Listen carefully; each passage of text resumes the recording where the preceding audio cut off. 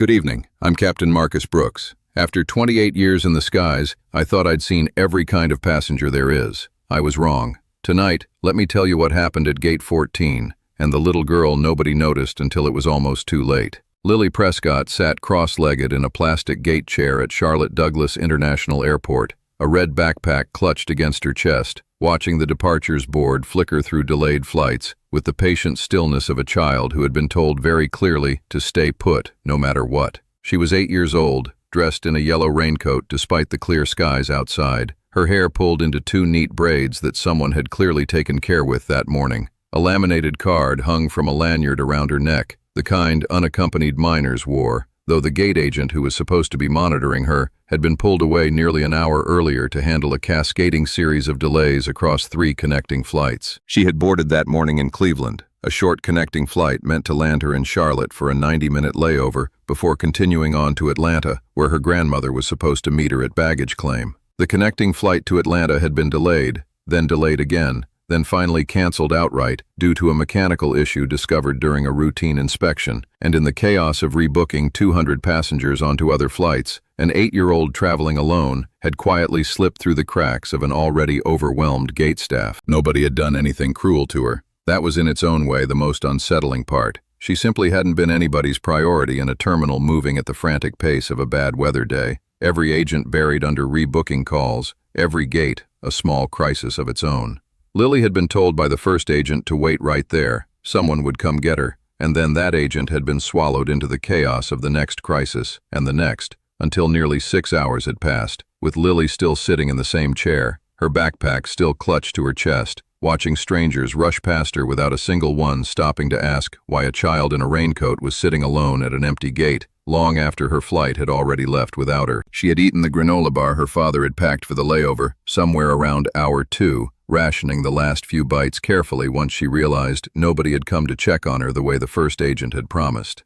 She'd tried calling her father's number twice from a stranger's borrowed phone, but the calls had gone to voicemail both times, since Marcus had been in back-to-back federal meetings all afternoon, with his own phone silenced. By hour 4, she'd stopped crying, deciding somewhere in her 8-year-old logic that crying wasn't getting her any closer to Atlanta, and had instead focused all her attention on watching the departures board, as if enough careful watching might make her flight reappear. A few passengers glanced her way during those 6 hours. A businessman glanced up from his laptop, once noted the lanyard, assumed correctly that she was being monitored by someone, and returned to his email. A mother traveling with 2 young children of her own considered saying something, then got swept into gate-checking a stroller and lost the moment. An older couple sat 2 seats down from her for nearly 40 minutes without exchanging a single word, each of them assuming, reasonably enough, that a staff member somewhere had eyes on the situation. 6 hours is a long time for nobody to ask a simple question, and yet that was exactly what happened, until Marisol Cruz walked past Gate 14 on her way to a shift change and noticed something the last 6 hours of foot traffic apparently hadn't. Marisol Cruz had worked as a wheelchair assistance attendant at Charlotte Douglas for 9 years,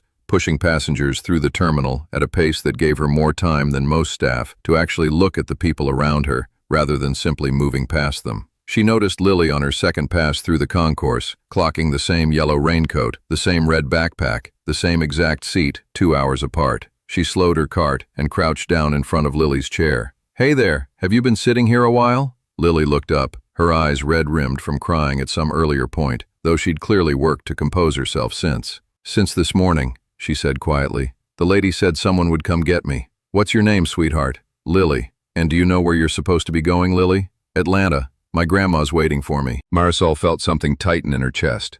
The particular alarm of realizing a child had been sitting unsupervised in an airport for the better part of a workday, while dozens of staff members walked past without stopping.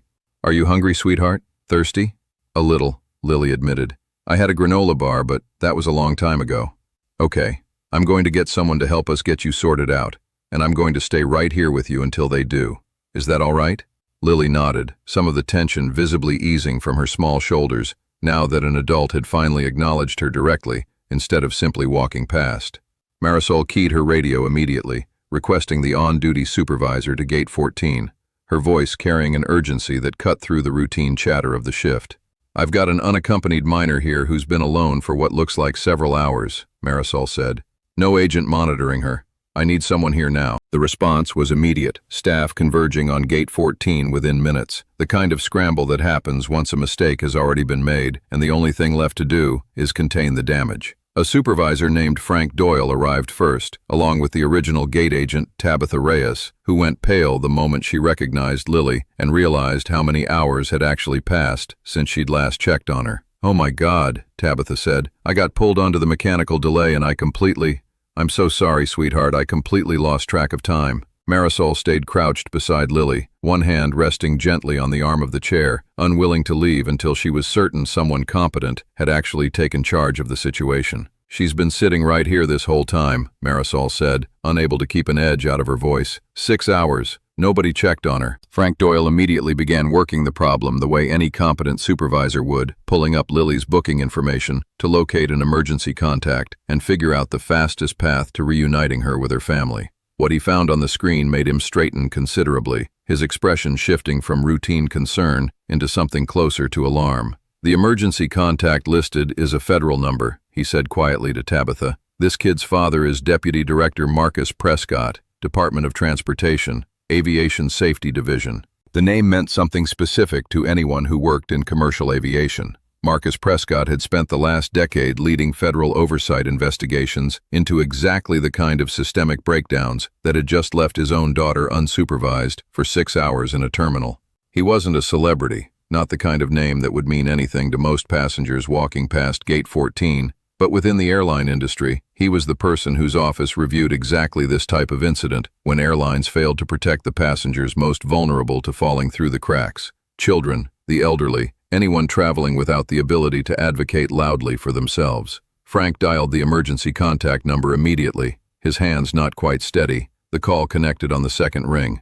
"This is Marcus Prescott. Mr. Prescott, this is Frank Doyle, a supervisor with Charlotte Douglas Ground Operations. I'm calling regarding your daughter Lily. She's safe, she's here with us, but I need to be honest with you about the circumstances because I think you deserve to hear it directly rather than through a complaint filed after the fact." There was a pause on the line, controlled but tense. "Go ahead."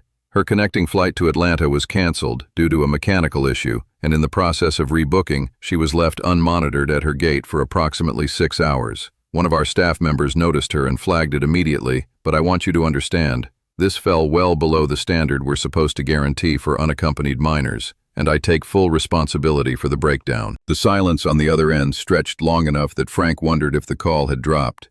When Marcus finally spoke, his voice was tightly controlled, the voice of a man managing considerable alarm through years of professional discipline. "Is she hurt? Has anyone approached her who shouldn't have?" "She's safe, sir. Scared and understandably upset, but physically unharmed. I have her right here." "Put her on the phone." Frank handed the phone to Lily, and her face broke into visible relief the instant she heard her father's voice. "Daddy, I'm okay. I waited right where the lady told me to." "I know, baby. I know you did exactly right," Marcus said, his voice audibly unsteady now that the professional composure had given way to a father's plain fear. "I'm coming to get you myself. I'm chartering a plane right now and I'll be there before you know it. Can you stay with the nice lady who found you until I get there?" "Marisol," Lily said. "Her name's Marisol. She's staying with me." "Good. Tell Marisol thank you from me and put Mr. Doyle back on." Lily handed the phone back, and Marcus's voice returned to its earlier controlled intensity. "Mr. Doyle, I want your name, Marisol's full name, and I want to know exactly who was assigned to monitor my daughter today and what happened to that assignment. I'll be there in approximately 2 hours." Marcus Prescott arrived at Charlotte Douglas 2 hours later, having chartered a small aircraft from Washington the moment he'd hung up with his daughter, unwilling to wait for a commercial flight when every additional hour felt unacceptable given what had already happened. He moved through the terminal with the fast, contained urgency of a man holding himself together through professional discipline alone. And the moment he spotted Lily sitting with Marisol near the gate agent's podium, something in his posture broke slightly, the discipline giving way to simple relief. Lily ran to him, and he knelt to catch her, holding her tightly for a long moment before pulling back to check her over the way any parent would after 6 unaccounted-for hours. "I'm okay, Dad," Lily said, her voice muffled against his shoulder. "The lady with the wheelchairs found me. She was nice." Marcus looked up at Marisol, still crouched nearby, and extended his hand. "You're the one who found her?" "Yes, sir. I noticed her sitting in the same spot on my second pass through the concourse. Something felt off about it." You noticed what an entire gate staff should have caught hours earlier, Marcus said. I want your name, and I want to make sure it's recorded properly, because what you did today matters more than you probably realize. Marisol shifted uncomfortably under the weight of the gratitude, unused to this kind of direct recognition for something that had felt to her like simple common sense. Anyone would have stopped, sir. She just needed someone to actually look. That's exactly the problem, Marcus said quietly. Not everyone did stop for 6 hours. You're the exception, not the rule, and I intend to find out why. Frank Doyle approached cautiously, aware of exactly who he was now standing in front of, bracing for a reaction he fully expected to be professional, but severe. Mr. Prescott, I want to formally apologize for what happened today. This is a serious breakdown in our unaccompanied minor protocol, and I understand if you want to pursue this through official channels. Marcus studied him for a long moment, still holding Lily close.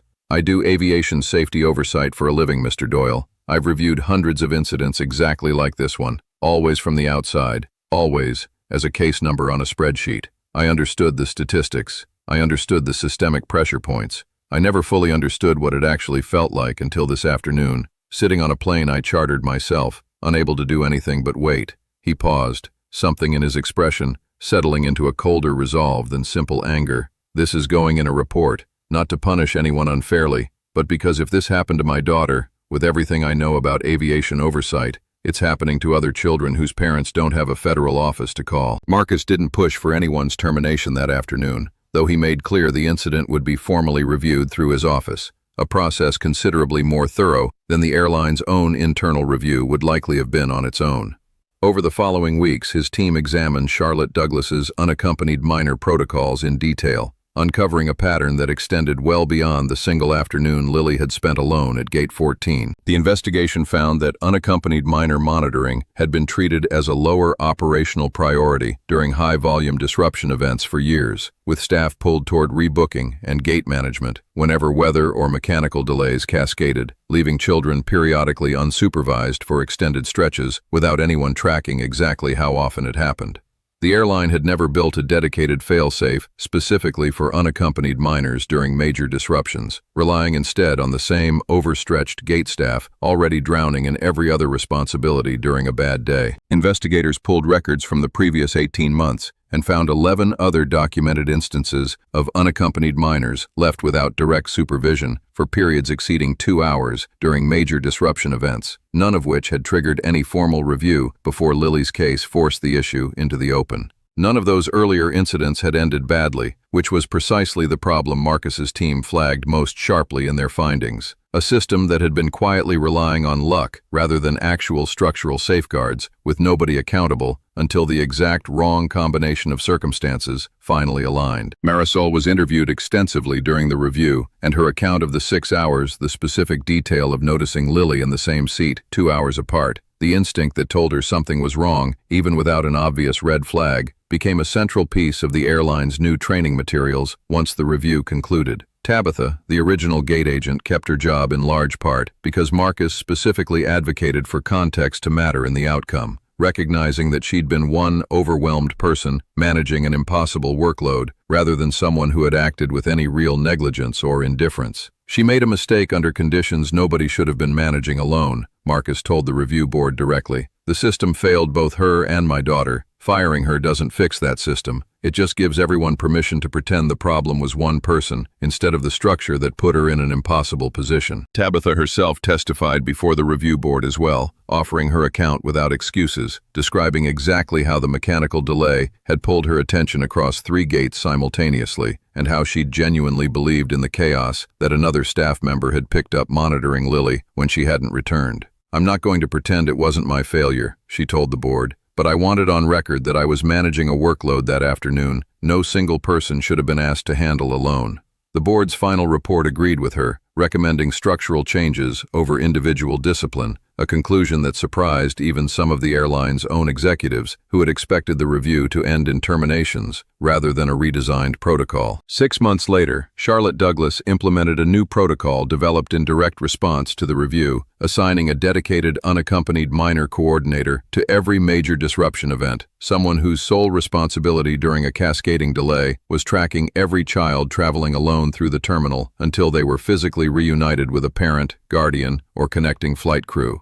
The role was staffed deliberately by employees like Marisol, who had demonstrated exactly the kind of attentiveness the old system had been missing. Marisol herself was offered the position, a promotion out of her wheelchair assistance role into a newly created position with better pay, and more importantly to her, a mandate that finally matched the instinct she'd been operating on unofficially for years. She accepted, telling her supervisor plainly that she'd been quietly checking on unaccompanied children during her regular rounds for years, without anyone asking her to, simply because it had always seemed like the obvious thing to do. On her first official day in the new role, she found herself walking the same concourse, watching the same gates, this time with explicit authority to stop and check on any child who looked even slightly out of place. She kept a small notebook in her pocket, tracking every child she monitored through a disruption event, refusing to let another Lily slip through 6 hours unnoticed on her watch. Marcus Prescott returned to Charlotte Douglas that same week, this time with Lily beside him, both of them there for the formal unveiling of the new protocol, rather than any emergency. He found Marisol near Gate 14, the same gate where she'd first crouched down beside his daughter 6 months earlier. "I wanted Lily to see this," Marcus said. "I wanted her to understand that what happened to her actually changed something, instead of just becoming a story we don't talk about."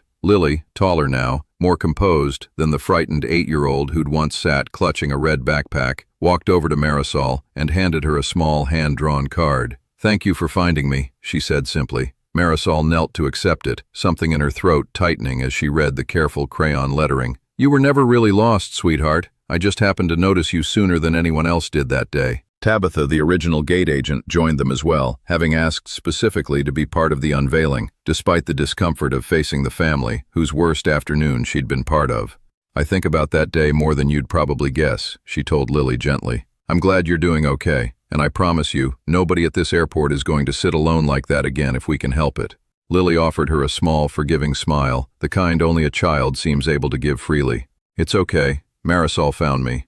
Marcus watched the exchange with the particular gratitude of a man who understood better than most exactly how many things had to go right for that afternoon to end the way it had, instead of far worse. "The whole industry runs on people noticing things they're not technically required to notice," he said quietly. "The paperwork, the protocols, the checklists, all of that matters, but none of it replaces someone actually looking at the person in front of them." Lily tugged her father's sleeve as they turned to leave. "Can we come back and visit Marisol again sometime? Not because something bad happened, just to visit." Marcus smiled, something in his chest loosening at the simple, hopeful request. "I think that's a very good idea," he said, and glanced at Marisol, who nodded without hesitation, already looking forward to it. "I've flown thousands of children through this job, most of them perfectly safe, perfectly monitored, landing exactly where they were supposed to land. But somewhere in every busy terminal, on every bad weather day, there's a Gate 14 waiting to happen. A child slipping quietly through the cracks of an overwhelmed system, waiting for one person willing to actually stop and look. At 35,000 feet, or in a plastic chair at an empty gate, the smallest passengers deserve the same attention as anyone else. Sometimes, it just takes one person noticing to make sure they get it. If this story moved you, subscribe, and I'll see you on the next flight.